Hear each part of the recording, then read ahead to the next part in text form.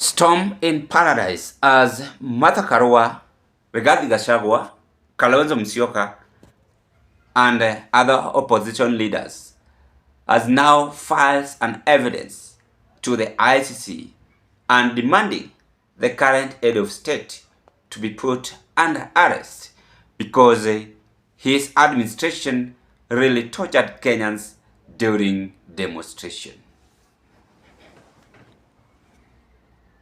The opposition is tonight raising the alarm over what it alleges is a dangerous and illegal alliance between elements within the National Police Service and militia groups modeled after the Haitian-style gangs in Port-au-Prince.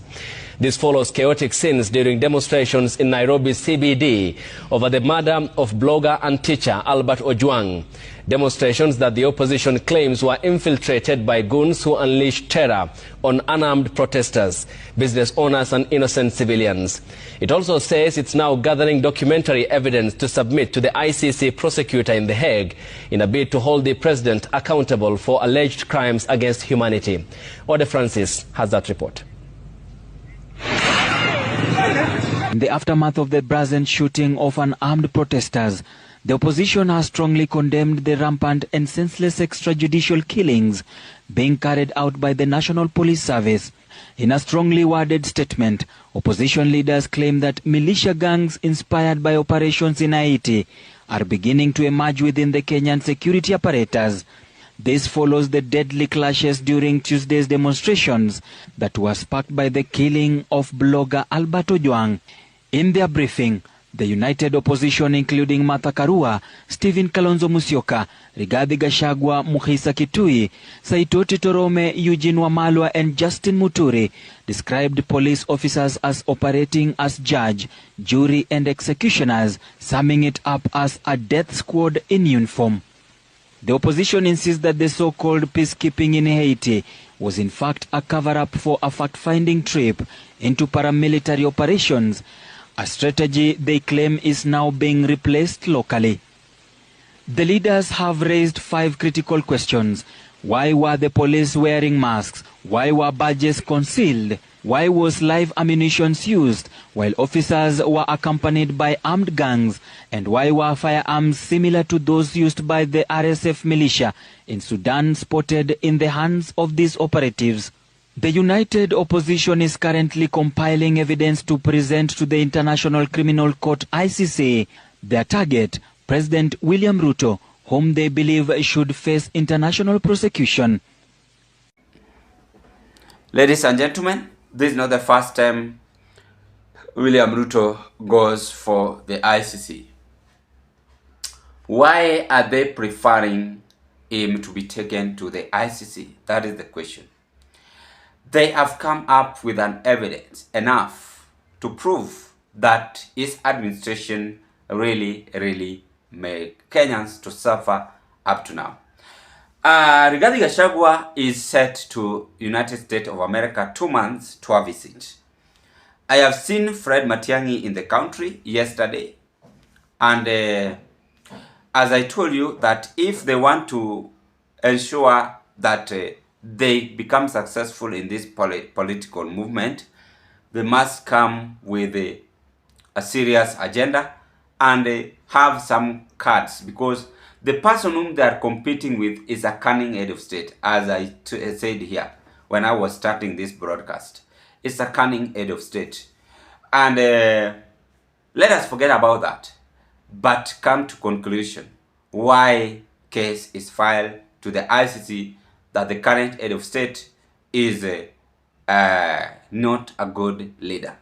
Why are they writing to the ICC and have enough evidence and filing this that Ruto should be arrested?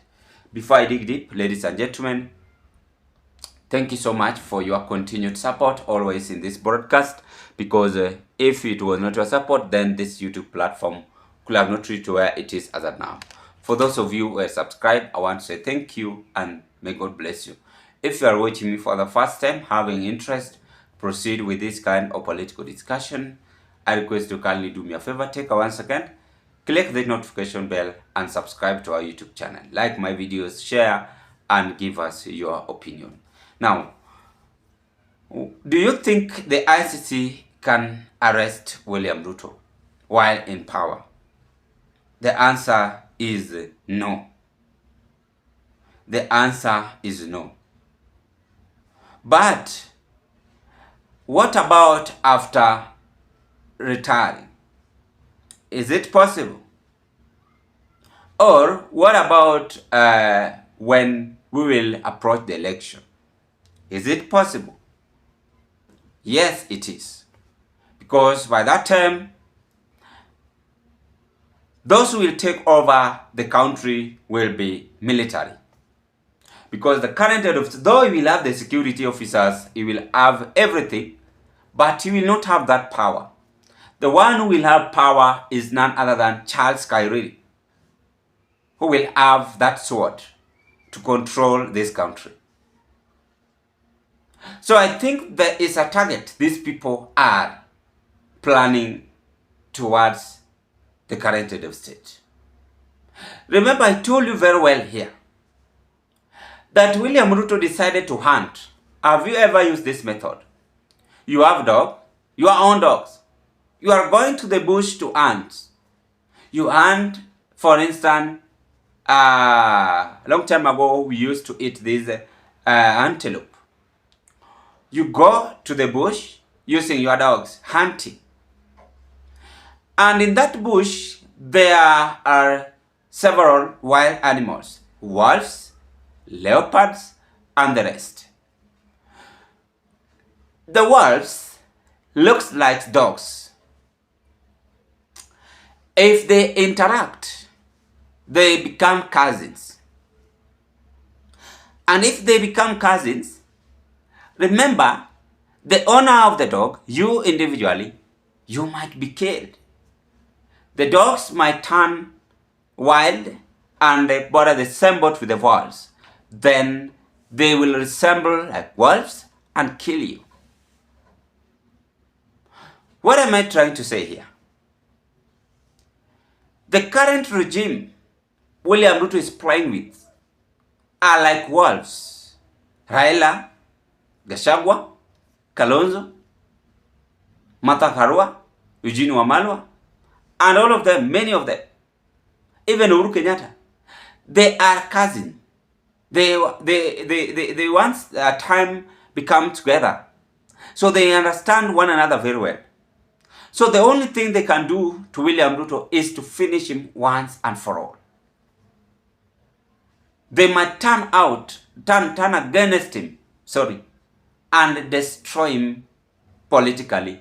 And that is what this regime are now doing. Filing a case to the ICC is enough evidence that these people are on their mission to ensure that the current head of state is no longer needed. They have evidence, and that evidence you can as well testify that they're saying enough is enough, but to ensure that Ruto becomes one-term president. So it is obvious. It is obvious. They have filed that case. Remember, his friend Karim Khan had been sanctioned by the United States of American administration, ICC. They had warned him and demanded him to vacate the office. So there is another person new waiting for William Ruto. They have put him either after retirement or even before election. He must be taken to the ICC because they have enough evidence. You only arrest someone if you have evidence. You only prove through evidence. If evidence are there, show. And that is what they have decided to do. So the words are turning against William Ruto. And I told you very well, the gachagua you are intimidating. The gachagua you are showing off that you are better than him politically. Don't ever undermine a living human being. You never know what tomorrow holds. You never know. And that is why it is always called generation to generation. Today you are powerful, tomorrow you will not be powerful. Today is your chance, tomorrow might be my chance. So it is their chance. They are turning out and trying to strangle your neck by putting arrest custody to the ICC, that you must be arrested because you made this country into a very, very pathetic situation.